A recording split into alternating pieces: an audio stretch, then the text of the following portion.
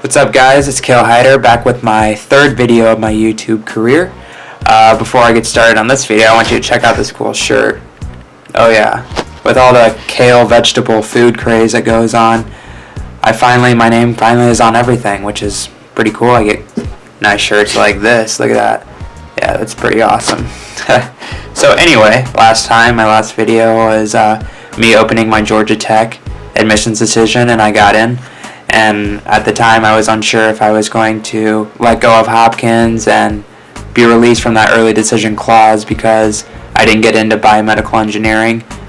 So Hopkins allows me to choose if I want to stay and join the class of 2022 or be released from the early decision clause. So here was what the Georgia Tech letter looks like. So I mean, it was kind of cool, the yellow jacket there, and then yeah, that's really it.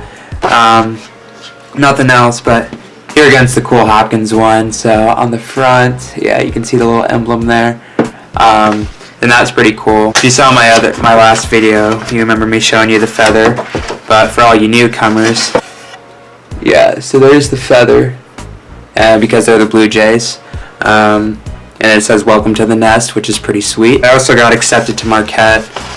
They're rolling admission, so they got back to me within 2 weeks of me submitting my application.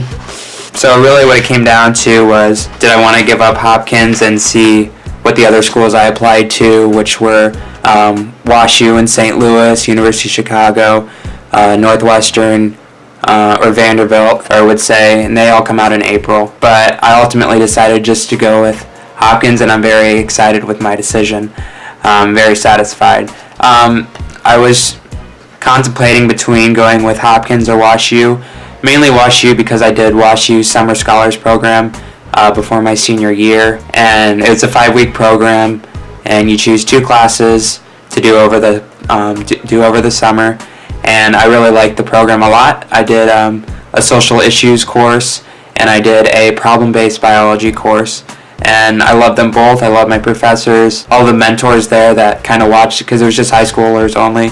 So a lot of the current students there were our mentors, and I really liked it. I had a really good time. Yeah, it was a really hard choice, deciding like, should I stay with Hopkins or should I try to see if WashU would accept me and would I have a better time there. So yeah, it was hard to decide if I wanted to let Hopkins go or try to see what WashU would say. I'm going to do a video later comparing WashU and Hopkins, the pros and their cons, because they're 2 schools that I've done a lot of research into, and I love them both. So I think that video would be a really good one if you're ever trying to see the pros or cons of either university. So now I'm going to say why I chose Hopkins. A lot of future applicants, this video might be helpful for you trying to decide if you want to apply to Hopkins, what you think about Hopkins. First, why I chose Hopkins.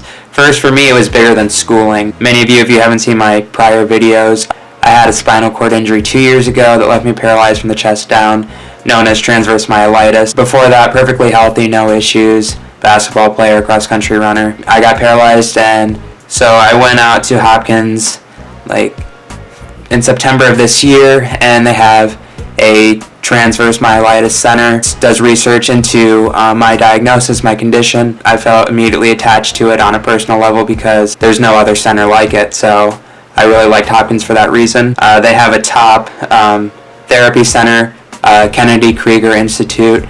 It's one of the best therapy centers in the world, so I mean, that would be right in my backyard that I'd be able to go and do rehab along with my education. The current neurologist is out there too, and he's one of the leaders in the field of neurology and spinal cord injuries. So besides schooling, that's what more the personal side of why I chose Hopkins. So now moving on to other reasons why I chose Hopkins.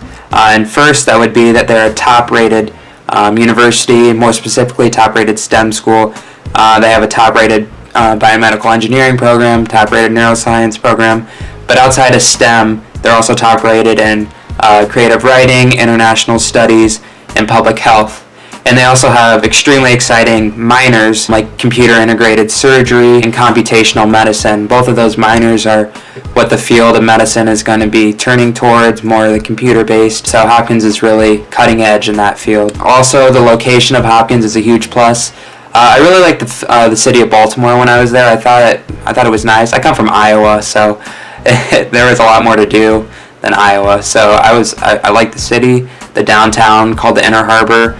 It was beautiful when I visited. I really liked it. But also with Baltimore being in the northeast, it's in that northeast corridor where it's only 50 minutes away from Washington, D.C., an hour and a half from Philly, 3 hours from NYC, and a little over 6 from Boston.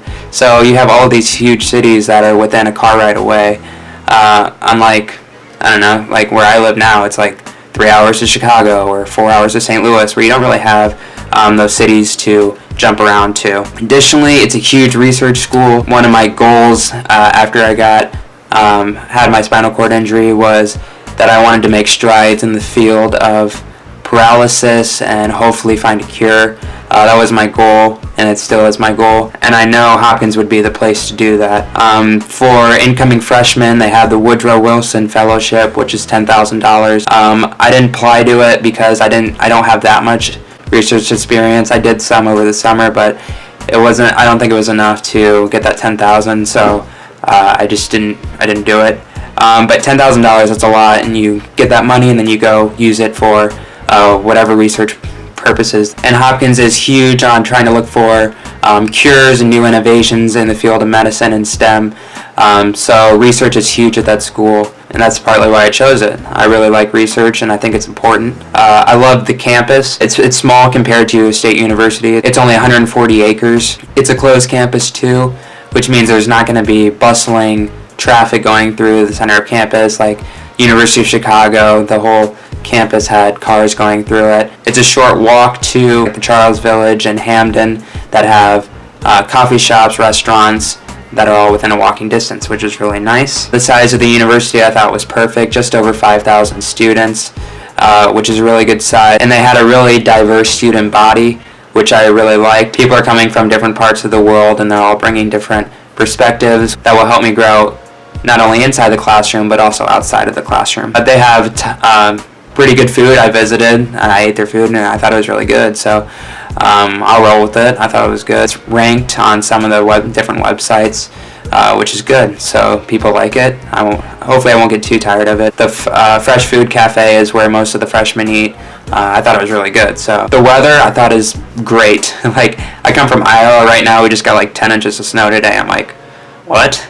So Baltimore, like, it gets pretty hot during the summer, but like the worst it gets is kind of icy during the winter, so I can deal with that. The vibe around campus, I thought the vibe was more very hardworking, very studious. There was also, you could tell there was kind of a competitive atmosphere, which can be a bad thing. I mean, Hopkins has kind of, I don't know, like, people say it's cutthroat. Well, university isn't cutthroat, though. That's a top-rated school, so you're going to have that. But yeah, overall, I talked to some students.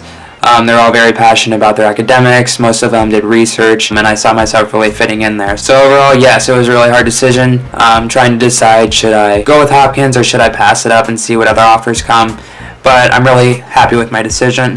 I'm going to get world-class care for my condition, therapy, but also world-class education and a world-class institution. Honestly, I can't wait for August 26th, which is orientation at Hopkins. It's going to be great. I've already talked to a lot of the incoming class of 2022 students.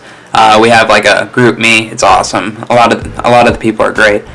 Pretty solid people with varying interests, which is really awesome. And by the way, I'll be filming my time at Hopkins, my 4 years at Hopkins, so stay tuned in. If you have any video requests, let me know, whether it be how I got into Hopkins or once I get to Hopkins, what is it like at Hopkins. Feel free to comment in the section below and let me know what you want to hear. I'm always happy to make videos. I love making videos and editing, so it's not a problem. Just let me know. Thank you all again, and subscribe so you can stay up to date with me and my journey. Thank you all, and yeah, stay tuned in. Adios. One more look at that shirt. Oh yeah. Get yours online at Target.com. Yeah. Adios.